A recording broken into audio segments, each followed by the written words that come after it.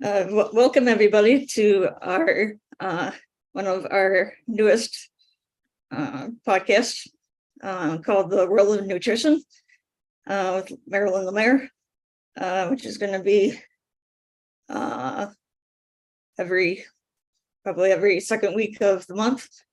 And so we're talking all about nutrition, and we have a couple of guests with us today. I am Emily, one of the co-hosts along with Kurt Rasroff. So I'm going to pass it over to you, Marilyn. Thank you so much. So this is our very first podcast. We appreciate you for being here. And I have two very special guests that are going to just share their heart and their business. And I love that we're talking about World of Nutrition because it all ties into health and what these ladies are doing as well for their business. So first, I would like to introduce Tina Techmeyer from Seattle. She was actually born in Australia, and then Melbourne and Tasmania, moved there. She has German parents that immigrated to Australia. So she's the first generation Australian. Her first career was a chef. Then she moved to Tasmania and became a wood turner for 11 years. Then she moved to Boulder to study rolfing, and now in Seattle to become a nutritionist with her rolfing clients. Last year, she finished rolfing after 29 years and now has a desire to help people and this amazing planet. Her passion was ignited when her son told her, "You guys have screwed up the environment for us," which means that I have to clean it up. So her new business now is called Move Me, and she helps people release plastics and chemicals from their life to get off the toxic merry-go-round and bring their life from surviving to thriving. So Tina, thank you so much for being here. We look forward to hearing from you. Oh, thank you. Thank you very much. My life has been amazing, and I adopt my children, and my gorgeous boy Joaquin comes from Guatemala, and so he is very close to Mother Earth. I think we all are in our family. And when he said that statement to me, he said, "You guys have screwed up this planet for us." And I said, it's not just my generation, it's my generation moving forward. So why don't we do something about it? And I have a great passion to help people. I love helping people, and I think we all do in a deep, soulful way. We really want to help people. And if I can, move me into their home where I can move them out of, for me, the toxic merry-go-round where people will guess what they need for their body. And I go, well, why don't we do a genetic DNA test, and I can tell you to the microgram of what your body really needs by your genetics. So that's one of the things that I love to offer. So you don't have 50,000 plastic containers that you're trying to make your nutrition really beneficial to you as an individual. And inside of it, it's all plant-based. It's all amazing plant-based products that are sourced actually throughout the world. It's not just sourced in America, unfortunately, because we have depleted our soils quite significantly.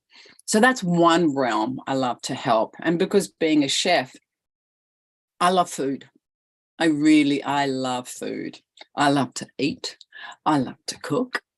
And for me, food is the foundation for your vitality, for your health. And if we can just change little things. I mean, our lives are so hectic. There's not one person I know that doesn't have their job, their home job. Then they've got to do everything in between, from the soccer games to the PTAs to everything filling in their lives. It's overwhelming. And then, you come along and say, "Oh, I think you should change this and this." It's too much. People will just shut down. They go, "No." And, you'll hear people say that, I don't really care what happens after I throw the plastic bag or the plastic containers in the rubbish bin, because they get recycled. And unfortunately, there's only a small percentage. So I just want to get people off autopilot as well, as to say, when you go shopping, which I see quite a lot, is they just grab one potato, put it in a plastic bag, and then put it into the trolley. And they'll grab one tomato, they'll grab one carrot, but you can see they're on autopilot. It doesn't register for them that all of that plastic in their trolley is going to go back into Mother Earth or into the oceans. And growing up in Australia, I am a loving surfy girl, and my greatest passion is to help the oceans because we have so much there that shouldn't be there. And if we can reduce what leaves the home, I think that is really an amazing way to step in the right direction. And that's also reducing your chemical load, your load of toxic waste that you're doing inside your house. And a lot of the times we don't even realize we are toxic loading us because we see a beautiful box that has wonderful earthy, and it's called Earthwise or Naturewise, or I'm just trying to make up these names. I don't want to use any person's name or product, but they'll make it look like it's earth friendly. And yet when you scan it to see the ingredients, out of 100, it might score 3 or 5, and they'll say highly toxic. And yet you look at the box and you think, oh my God, this is going to be earth friendly. So I want to just open up people's eyes. And there's a really, really simple app that you can download on your phone that I tell everyone about. And it's called Yuka. It's Yuka. It's a shape of a carrot. And that you can go and scan, and it will tell you from a 0 to 100 the toxicity. And it's mainly just creams and shampoos and deodorants that you put on your skin. And it is an amazing eye opener. And here I'm thinking I'm having the best product because i.e. cost-wise, it's expensive. So I'm just assuming it's going to be amazingly good and healthy. And I find out it gets a 3 out of 100 highly toxic. And so I've been, when I brought that in, I made the next step of changing. And so it's what I want to do. I want to share with people. Please, I'll add little hints. Does anybody cook with aluminium foil? And do we buy products in aluminium foil?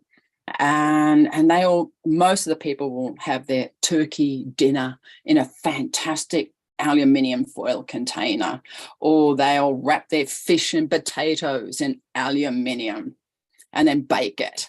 But what a lot of people don't realize is when you heat aluminium oxide goes into the food. We eat it. It's a heavy metal. Heavy metals love fat. It's going to be eaten in through your palate, and it goes straight through the blood-brain barrier to your brain, or to your kidneys, or to your liver, or to the stored areas of fat in your body. And it's like, can we just get rid of that? And if you have to use aluminium, if you're going to bake a fish on the fireplace or something, wrap a lot of parchment paper around it so it doesn't touch it all the time. So there are ways that I can give little ideas and help people to start clearing out the toxicity in their body. And I think it's a step in the right direction. And it's amazing how many people don't understand what they're doing daily is causing their body this incredible high toxicity. And it's what I just want to open up people's eyes with, because I want to help people make their life better. I want people to understand that I'm going to bed at night and I know in the morning that when I wake up, I'm going to be healthier and happier. And I'm making a difference in my home and in the home of the earth and the planet. Because we really have a responsibility to start now. And even if it's 1% that you change in your home, it makes an incredible difference to the environment. Because everyone does that. You will see an incredible change. And if you do that even just once a month, just 1% change. It's in simple habits that you change.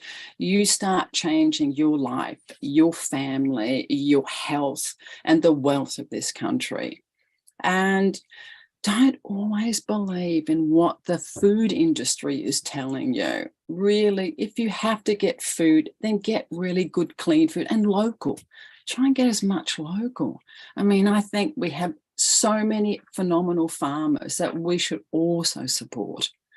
And the farmer markets, and if you can't afford those, find the best in your area that will support you health-wise and financially wise. And, you know, maybe make your lunch at home and take it to work and not go out all the time. It's just simple little things to change. And I think it makes a world of difference. And, you know, what we put on our body, our skin absorbs 90% of that. They used to only think 5 to 10, but it's not true. Our skin is our largest organ. So we really want to treat it in a way that will support your health, your internal health, whether it's your brain, your heart, your guts, your liver, your kidneys, and make that an impact. And then lead by example. Show it to your friends. Because I think word of mouth, talking to people is the most effective way of communicating how we can change and how we can make this place such a wonderful place. And that's my mission. That is my mission. And I'll be launching Move Me with my website in January. I was hoping it was going to be earlier, but it is going to be in January. And I'm thrilled. I'm excited. And I just really want this to work. You know, you get people who are for you and against you for all the reasons. But I'm pretty pig-headed and stubborn because I'm determined that we all have to make an impact on this amazing planet, because we have future generations that we really have to help. And I think it should start with us. And it doesn't matter what age you are. I don't care if you're 80 or 90 or if you're 13. My greatest, you know, it was so sweet when this lady came up to me and the daughter asked me, she goes, why don't you put everything in plastic? Because I had my trolley full of all my vegetables, what I get at Whole Foods. And I go, you know, I love the ocean and I don't want that to go in the ocean. And it was like a light bulb went onto her face. And she just goes, Mum. And so she started taking out all the plastic from it. And I just go, and that's just one person. And if we can really just pass this message on to other people, just be conscious of what you choose. Just be conscious of where you store your food. Be conscious of what you eat. And when you eat, be conscious of how you eat, how you enjoy that food, how that food really satisfies you. And we eat so much on automatic pilot again. We just eat and we don't realize we've eaten a whole container of popcorn or a whole sandwich or a salad, because we haven't taken the time just to slow down and to really look at what we're doing. So for me, it's just to make a positive impact on your daily simple habits, changing slowly to make you coming out of surviving into thriving, and doing it gradually, because we are all so overwhelmed with our life and everything that's been happening in the world. And that's what I love to do. It's very simple, and I have very simple solutions, which I'll be posting onto my website. Just 5 simple steps you can do. And I want to do monthly. That, hey, won't we try this for the first month? And then that'll all be free on my website, because I think giving is really, really important and opening up people's eyes. So thank you for listening to my gas bagging moments of my passion and my love for helping man just really feel better in simple ways. Thank you so much, Tina. That's really powerful. And I think educating people is the most important thing. So as we can, you know, we'll make sure to put your website in the chats wherever this is being played. You know, we want to make sure that all it takes is one, educating one. and how we can help the planet. So I really appreciate you and your mission to help the whole world. So thank you, Tina. Thank And- you. Thank you for having me. And next we have my beautiful friend, Diana Behasa.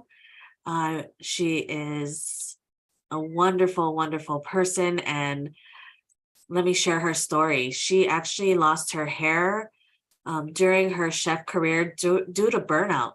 She had to face the cold, hard truth.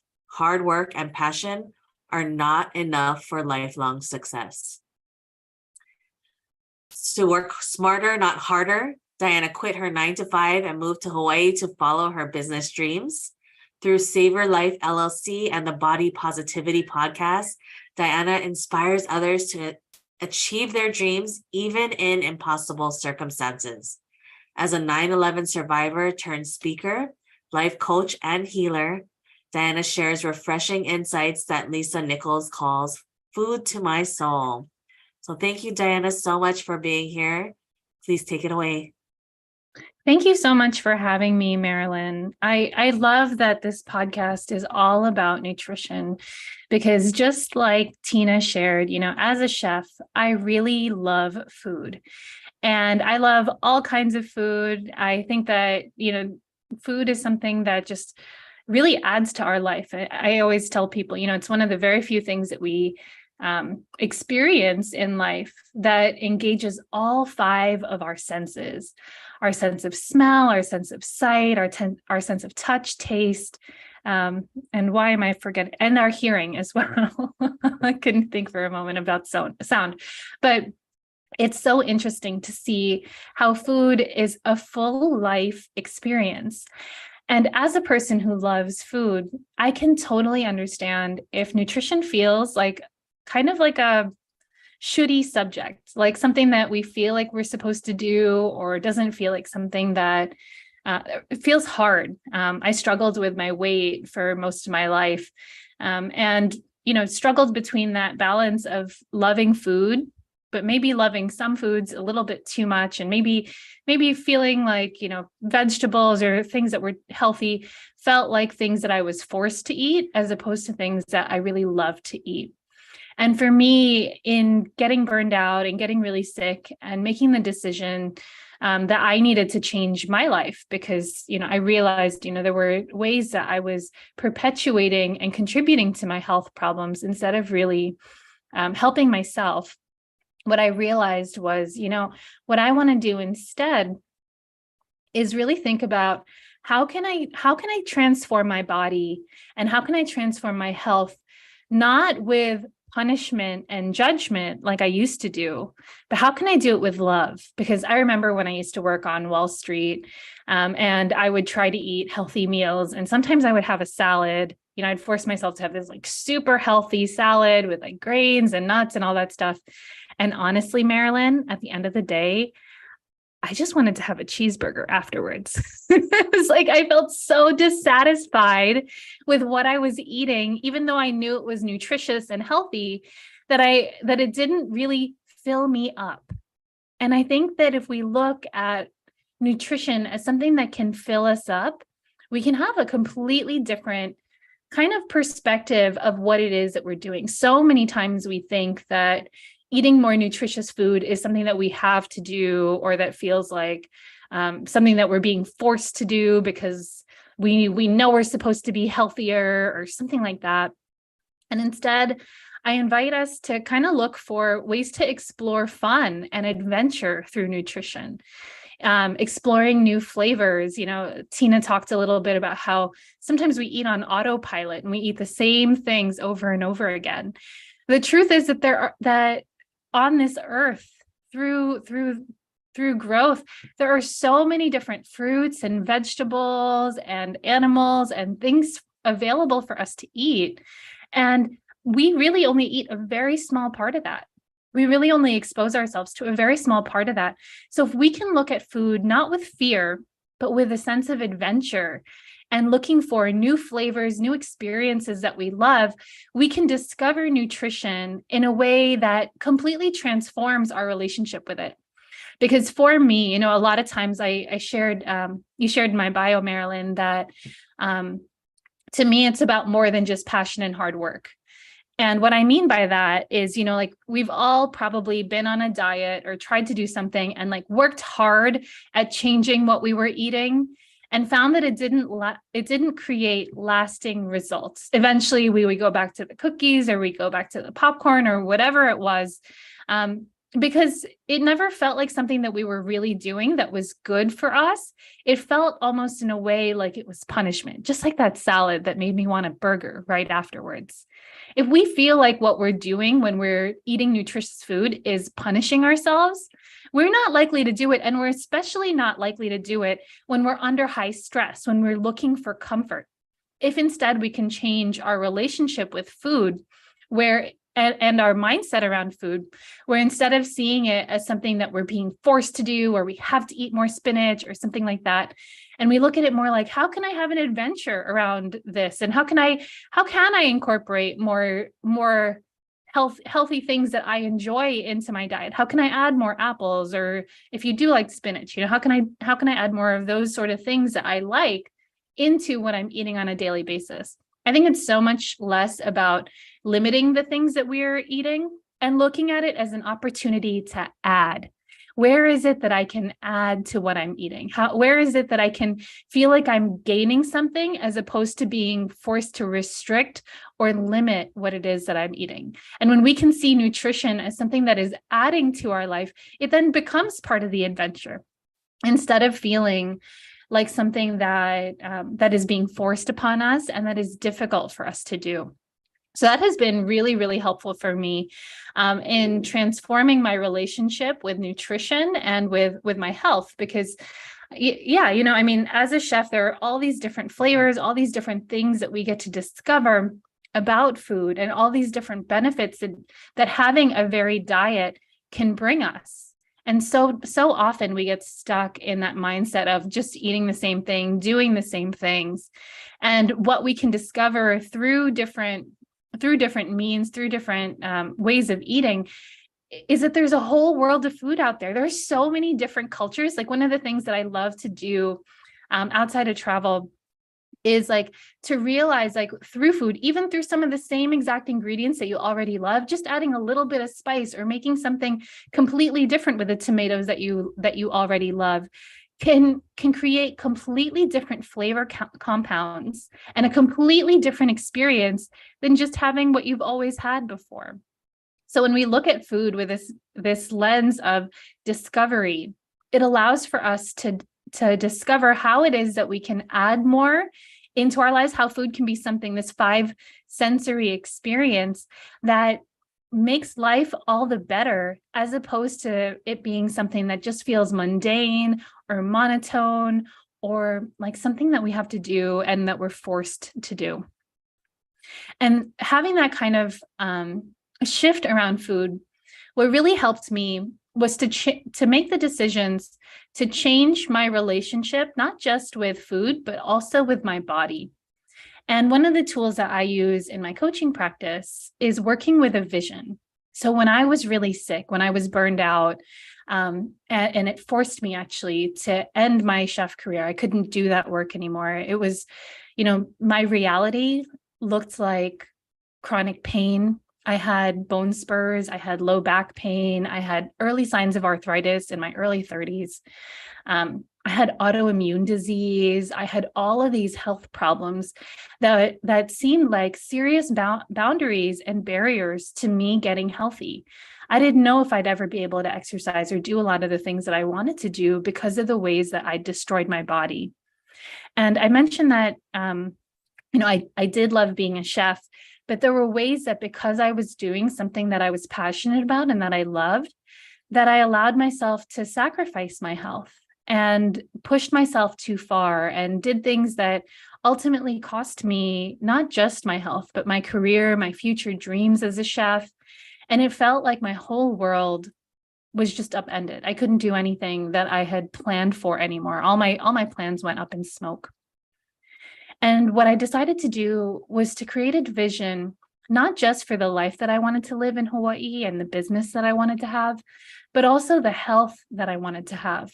What was the relationship that I wanted to have with food, with my body, with myself that would really lead to me thriving? And so I built this vision of seeing myself feeling confident in my skin, wearing things that I never ever thought that I would wear before.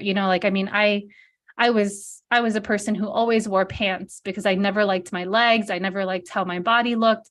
And I felt much more comfortable just hiding in my skin than I did really expressing myself. And so I looked for, what would I want to wear? How would I talk to myself?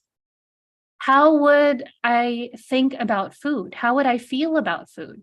And as I started to build this vision of the kind of relationship I really wanted to have with myself, with my nutrition, with my health, I was surprised to find that I was able to do more and more of the things that I wanted, and what I love about this too is that where I am right now, it can seem like it's such a huge jump to get there, but really what it takes is small baby steps. And the first place that we want to start with a baby step is by starting with what we're thinking. And that's where the vision comes in, because the way that our mind works is that it thinks in pictures, right? We don't see, if I were to say the word door, for example, you don't see the letters DOOR, you see an image of a door. So the most effective way for us to communicate with our mind about our goals for nutrition, our goals for our health, is actually seeing that picture. So seeing myself wearing those clothes, eating foods that were healthy, that were nutritious, having a different relationship with them, thinking about, how do I really want to feel when I eat a salad? Do I want to feel like I want a cheeseburger afterwards? Or do I want to feel like I am able to have the cheeseburger when I want to, and I'm able to feel satisfied after eating the salad? I had to build that image first in my mind before it could be reality. So that's a small baby step that we can start by taking, is creating a vision of what it is that we really want to be, what we really want to see in our life. And again, right at that time, I was struggling with the bone spurs, the back pain, like literally had illness from head to toe. And that vision seemed very, very far off. It seemed like something I could never achieve.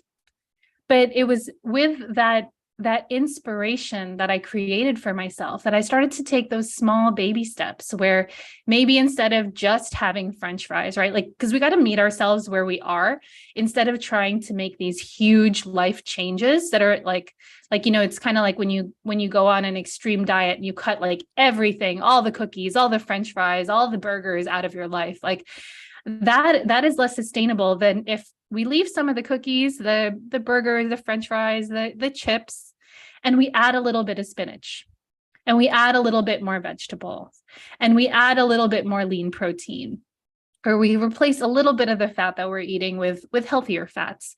When we start to make changes that way, it gets to become part of this discovery process that feels so much more fun and less restrictive. It's like we're going on an adventure around our health, as opposed to being on this long, arduous, difficult journey where we need to go from totally unhealthy to making healthier choices.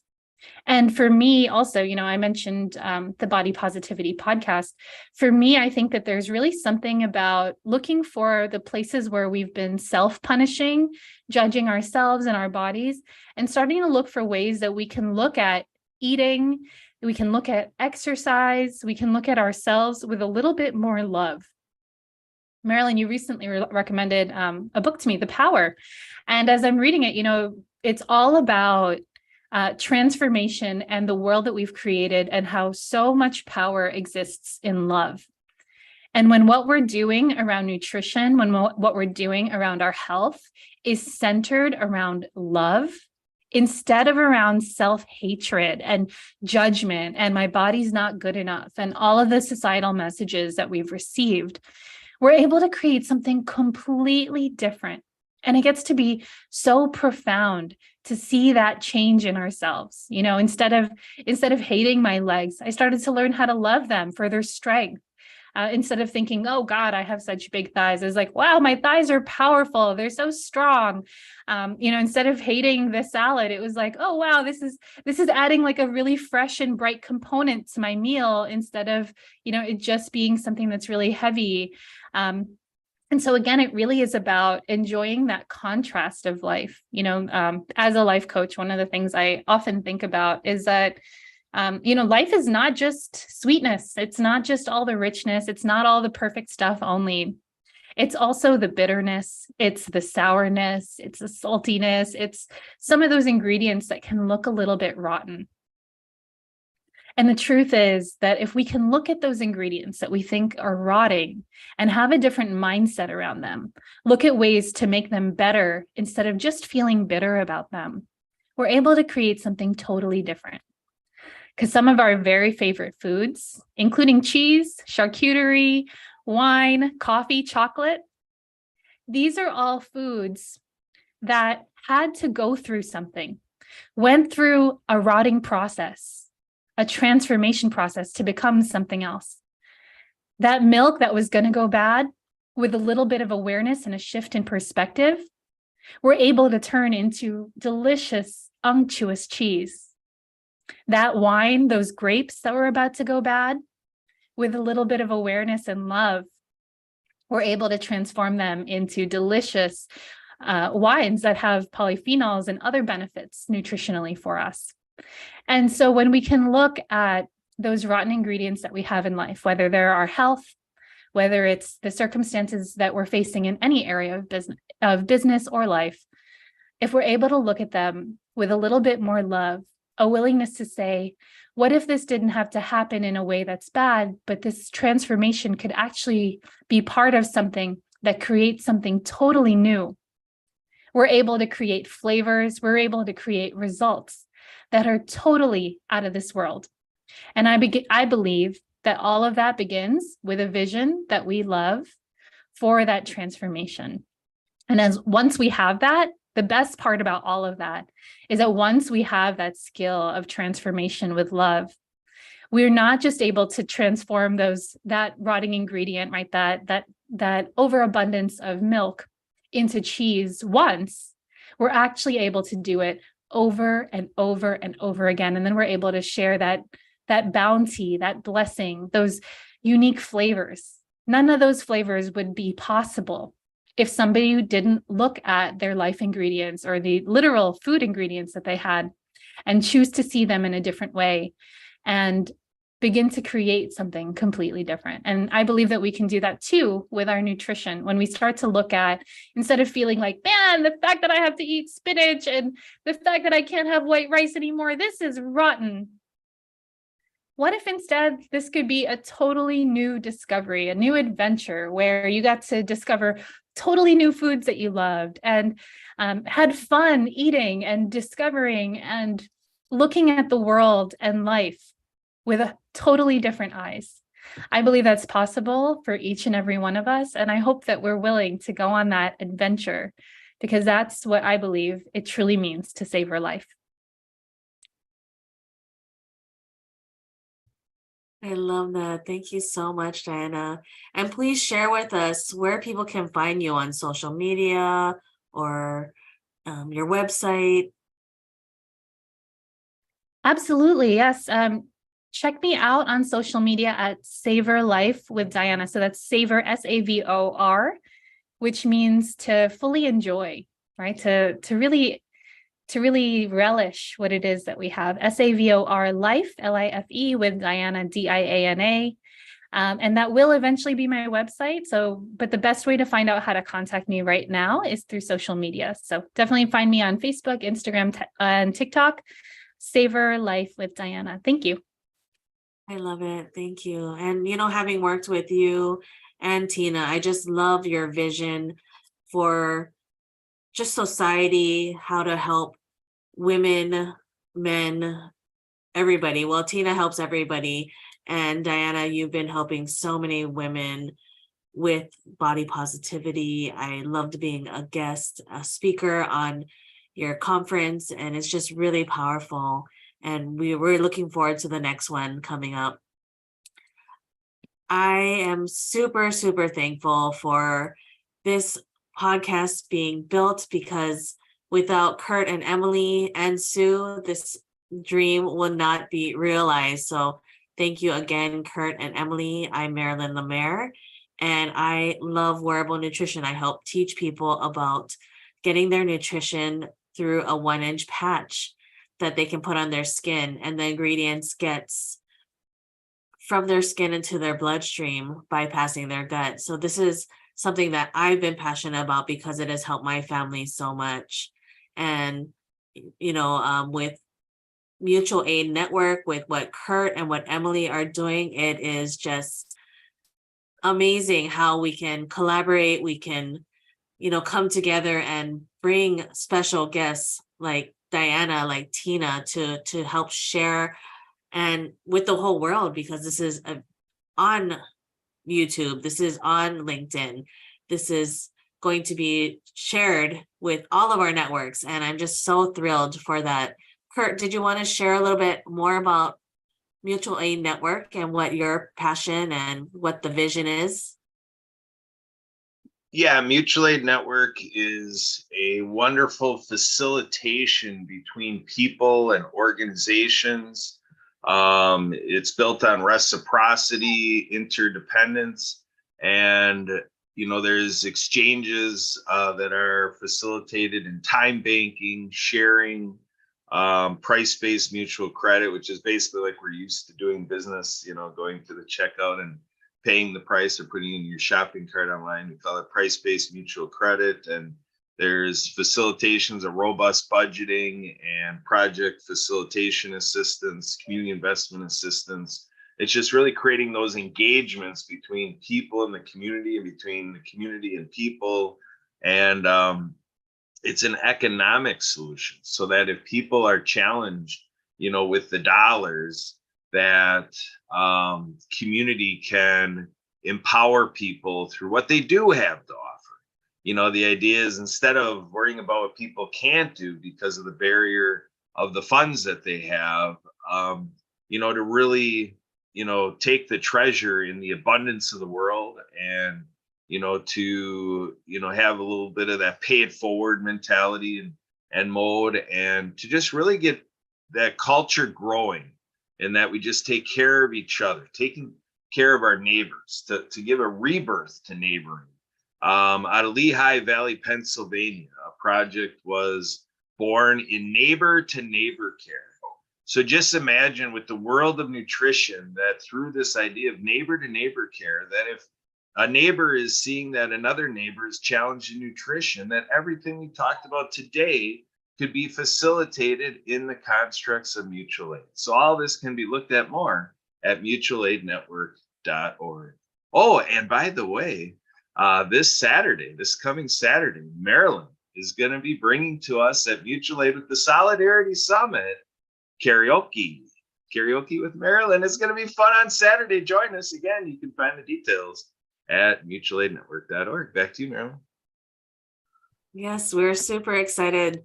And so I'm able to, from Hawaii, help contribute to the Mutual Aid Network and what they're doing for their Christmas party, for their get together, and sharing my love of karaoke, hosting karaoke with them. So I'm really excited for that. And again, if you have any questions about wearable nutrition, Mutual Aid Network and I have partnered together as well. And I'm more than happy to help educate and point you in the right direction, and it will help benefit Mutual Aid Network. So really thrilled for this partnership. And I thank Kurt, Emily, Diana, and Tina so much for being on here. You guys are amazing, and this couldn't have been done without all of you. So thank you.